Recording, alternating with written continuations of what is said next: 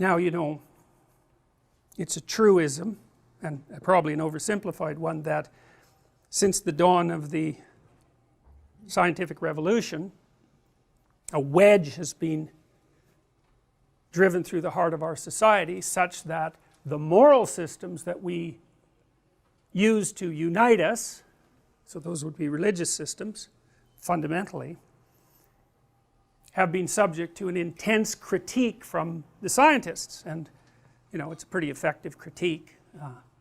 Even if you've maintained a traditional faith, it's like, you know, the scientific onslaught is no joke. And that's a problem as far as I can tell, because, and the problem is that you're still left with the problem of how you should act.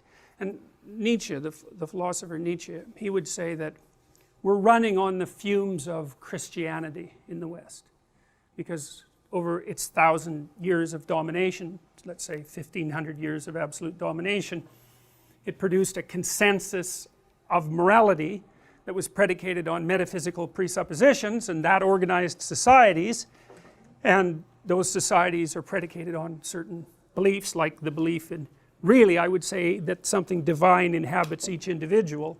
You know, that's sort of the presumption that's embedded in law. It's sort of the idea that underlies the idea of natural right, right? There's something about you that's so valuable that even the law has to bow to it, even if you're reprehensible, even if you're convicted and reprehensible.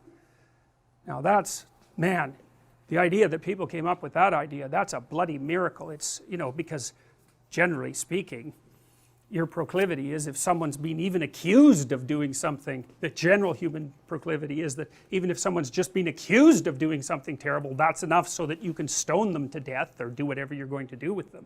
Presumption of innocence before guilt, good God, of all the things that aren't automatic, that's got to top the list. You know, it's unbelievable that that occurs. And it's interesting to me because it seems to me that that presupposition that there's something valuable, transcendent about each individual, I wouldn't call that a scientific presupposition, but it seems to be a highly functional presupposition, right? I think, in that it isn't unreasonable to notice that societies that have valued the individual and made the law subject to the individual, even with regards to voting, because that's basically what voting does, it puts sovereignty in the hands of the people, those societies actually seem to work. Now, whether they'll work for the next 300 years, who the hell knows? I don't know, but they've worked pretty well for the last 500 years, let's say, and we've got it pretty good right now. And you know, I suspect most of you are rather pleased that the law recognizes your value as individuals, and you take that for granted, right? You think you have rights, and of course the rights that you have, natural rights, are logical consequence of your transcendent value. And that's nested in, this is Nietzsche's observation, that's nested in a set of metaphysical beliefs. And his idea was that if you wipe out the metaphysical beliefs, eventually you wipe out the whole system, because you've knocked out the cornerstone. And it might take a long time for the thing to shake and fall, but it will. Now, whether he was right or not is hard to say. It looks to me like what's happened since Nietzsche announced the death of God in, say, the late 1800s is that Western society has oscillated between extremes. You know, extremes on the right, Germany, extremes on the left, and you know, with the democracies, at least the other democracies, the democracies managing to stay the course somewhere down the middle. But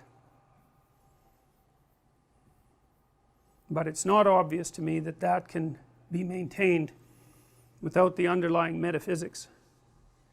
And that's a problem, because whatever you might say about the underlying metaphysics, it's not true the way science is true. And that could be okay, because there might be more than one form of truth. In fact, I think there is. I think there's pragmatic truth, and I think pragmatic truth is actually deeper than scientific truth. And pragmatic truth is the truths that enable you to act in a manner that best, that improves the probability, roughly speaking, of your existence and your reproduction maximally.